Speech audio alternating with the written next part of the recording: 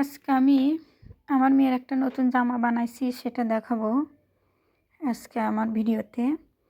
এই যেটা শীতের জন্য বানাইছি আমি। উপরে নেটের কাপড় আছে, ভিতরে মোটা কাপড় আছে, কাপড় দিয়ে বানাইছি যেহেতু শীত, যার কারণে এই যে উপরে একটা নেট।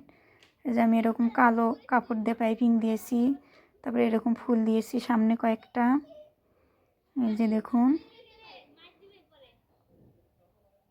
এই যে ফুল হাতা বানাইছি। এটা যেহেতু শীতের কাপড়, প্রচুর শীত পড়েছে, এই যে নিচে মাজার এই দিক দিয়ে আমি কুচি দিয়েছি। যে নিচের কাপড়টা এটা হচ্ছে সিল্ক কাপড় আর কি, কালো কাপড়। এই যেটা গোল দিয়েছি। পিছন সাইডটা আমি চেন দিয়েছি জামার,